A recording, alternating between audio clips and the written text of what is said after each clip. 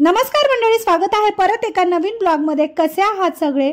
आजच्या दिवसाची सुरुवात चहा वगैरे घेऊनच झाली, पण मी सकाळी काही शूट केला नाही। इवाला मी सोडून आलेली आहे आणि आल्यानंतर आता मात्र माझ्यासाठी खूप सारी कामं पडलेली आहेत। घरामध्ये इतका पसारा झालाय। रात्री झोपते शक्यतो मी हॉल वगैरे साफ करून झोपते, पण बऱ्याचदा काय होतं सकाळी उठल्यानंतर हे दोघंही घाण करतात।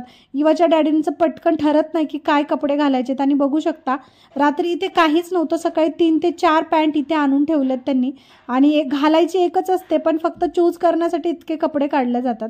आता कितीही रागवा ते काही दोघं ऐकत नाहीत। त्यानंतर इवाचं सुद्धा सेम आहे, बुक्स काढायचे, टॉयज काढायचे। सकाळी तासभरच ती घरी असते, पण तेवढ्या वेळेत ती जवळजवळ 10 वस्तू तरी सोफ्यावर काढून ठेवते। आता दोघांना रागवण्यापेक्षा मी सोडून दिले आणि म्हटलं चला हे दोघंही बाहेर गेले ना एकदाच आवरून घेते, म्हणजे पूर्ण दिवस आवरलेला। सगळ्या वस्तू जागच्या जागी ठेवल्या, टी टेबल पुसून घेतला। डायनिंग टेबलवर मात्र खूप सारे धुण्यासाठी कपडे काढून ठेवले दिवाच्या डॅडीनी। ते म्हटलं आता बाकीच्या वेळेत आवरून घेते। बाकी पूर्ण हॉल साफ करून घेतला। जोपर्यंत मावशी भांडे घासून घेतात तोपर्यंत हे सगळ्या गोष्टी आवरल्या। बेडशीट आवरली, त्यानंतर बेडवर खूप सारे कपडे पडले होते। काल पाऊस आला होता त्यामुळे इवाच्या डॅडींनी खूप सारे कपडे दोरीवरून आणून बेडवर ठेवले। आता ते काही घडी करत नाहीत, त्यांनी म्हणतात की मी आणून दिले तितकंच ठीक आहे। तर आता त्यांनाही मला काही बोलता येत नाही, त्यामुळे म्हटलं चला पटकन घडी करून ठेवूया। ब्लँकेट वगैरे घडी करून ठेवले आणि त्यानंतर ते कपडे घडी करून घेतले। 5 मिनिटाचं काम आहे, केलं तर लगेचच होतं। आणि जर नाही केलं ना तर दिवसभर ते कपडे तसेच राहतात आणि सध्या पावसाचं वातावरण आहे ना, तर कपडे पटकन वाळतही नाहीत, त्यामुळे कधी बेडवर पडतात, मग पाऊस गेला की परत एकदा दोरीवर टाकावे लागतात। तर ही कपड्यांची प्रोसेस मात्र चालूच असते। नशिबाने आमच्याकडे मोठी गॅलरी आहे, त्याच्यामुळे थोडंसं कपडे पटकन वाळतात, पण बऱ्याचदा काय होतं ओपन गॅलरी असल्यामुळे पाऊस कधी आला आणि कधी गेला, कधी कपडे ओले झाले कळत नाही, त्यामुळे थोडंसं बघत राहावं लागतं। आता ही सगळी कपडे वाळलेली आहेत, त्याच्यामुळे म्हटलं चला पटकन घडी करून लावून देऊया।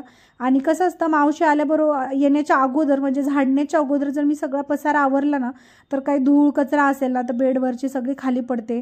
सोफा वगैरे झटकून घेतला ना तर नंतर काही करायची गरज नाही, म्हणजे एकदा फरशी वगैरे पुसलं की दिवसभर काही चिंता नसते। घर आवरणं झाल्याच्या नंतर एडिटिंगची कामं करून घेतली आणि त्यानंतर मी आणलं इवाला स्कूलमधून आणि 5 वाजेच्या दरम्यान मी इवाच्या डॅडींना पण आणण्यासाठी ऑफिसला गेले।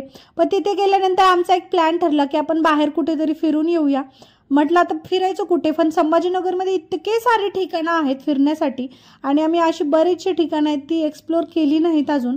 मला संभाजीनगरमध्ये राहून 10 ते 13 वर्ष होत आलेली आहेत आणि मी अजूनही बरेचसे ठिकाणं एक्सप्लोर केले नाहीत। म्हटलं चला जिथे आपल्याला रस्ता दिसेल तिथे जाऊया, अशी कधीतरी एखादी पद्धत ट्राय करायला काय हरकत आहे। न ठरवता आम्ही निघालो। आम्ही गेलो बीबी का मकबऱ्याला आणि त्याच्या बाजूने एक रस्ता जातो, तिथून बीबी का मकबऱ्याच्या पाठीमागे जाण्यासाठी रस्ता जातो। तिथे इवाचे डॅडी याच्या अगोदर गेले होते, त्याच्यामुळे त्यांना माहिती होतं की तिथे काय आहे, पण मला मात्र काहीच आयडिया नव्हती आणि इवाला तर अजिबातच नाही।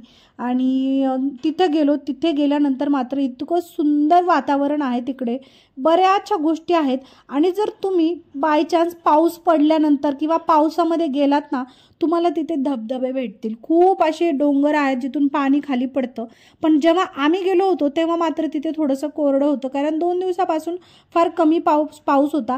पण तिथे छोटे छोटे पॉन्ड होते, पाण्याचे ठिकाण होते आणि तिथे हर्सूल तलाव पण होता, पण तेवढ्या दूर आम्ही गेलो नाही।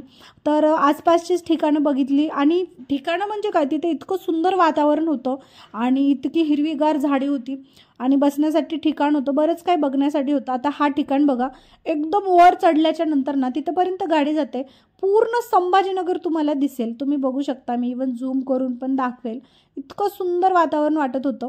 बीबी का मकबरा दिसत होता आणि बऱ्याचशा गोष्टी। आम्ही आमचं घर शोधत होतो की आमचं घर इथून दिसतं का।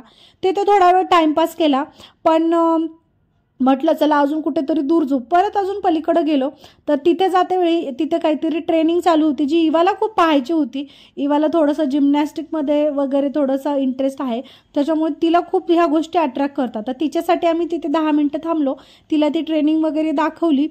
पोलीस भरती, आर्मी भरतीची ट्रेनिंग असते तर ती तिथे चालू होती। तर तिथून आमचं ठरलं की आपण दुसरीकडे कुठेतरी जाऊया।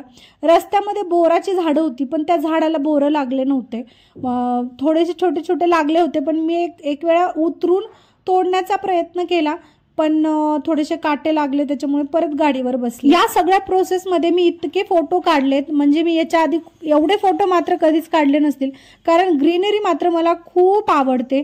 सो इंस्टाग्राम, फेसबुकवरती मी हे ऑलरेडी पोस्ट केलेले आहेत. व्लॉग मात्र लेट येतोय, कारण व्लॉग एडिट करायला मला वेळच भेटला नाही. आणि ते ठिकाण बघितलं झाल्याच्या नंतर आम्ही थोडंसं अजून दूर गेलो. दूर गेल्यानंतर ना एक असं ठिकाण होतं, एकदम अंधार आणि काळोख झालेला असतो, पण तिथून ना धबधबा टाईप होता, म्हणजे पाणी पडेल पावसामध्ये असं काहीतरी ते ठिकाण होतं. पण पाऊस नसल्यामुळे एकदम पाण्याची बारीक धार होती तिथे. तर आम्ही शोधत शोधत गेलो आणि आम्हाला तो ठिकाण भेटलं खरंच. आणि तिथे मध्ये मी जाऊन मस्त अशा फोटोज काढल्या. त्याही फोटो मी अजून अपलोड केलेल्या नाहीत. लवकरच मी त्या फेसबुक आणि इंस्टाग्रामवरती अपलोड करणार आहे. ते ठिकाण म्हणजे हे. इथं जर तुम्ही पावसात आलात ना, इथे खूप तुम्हाला पाणी दिसेल, पण आता 2 दिवसापासून पाऊस नसल्यामुळे तिथे काही नव्हतं आणि इतकं छान वाटत होतं. पण चूक काय झाली, आम्ही खूप सायंकाळच्या टाईमला आलो. आम्ही 5 वाजेच्या दरम्यान आलो होतो. सो थोडासा अंधार वाटत होता. आणि इथे आम्ही जसं खाली गेलो फोटो काढण्यासाठी, एक 5 मिनिटाच्या नंतर खूप सारे लोक आले, मुलं आले आणि थोडंसं आम्ही अनकम्फर्टेबल होत होतो, कारण अंधाराची पण वेळ होती आणि आम्हाला ती मुलं थोडीशी बरी नाही वाटली. म्हटलं चला इथून पटकन निघालेलं बरं. तिथून परत आम्ही दुसऱ्या ठिकाणी गेलो. तिथे थोडंसं पाण्याचं ठिकाण होतं, छोटासा पॉन्ड होता. पण झालं असं की आम्ही तिथे फोटोशूट करण्यासाठी खाली उतरलो आणि एका मुलाने तिथे साप पाहिला. इतका मोठा साप होता आणि मी शूट काय केलं नाही, मी इवाला घेऊन पटकन धावले. पण नंतर मात्र त्यांनी त्याला एका डब्यामध्ये घेऊन निघून गेले दूर सोडण्यासाठी.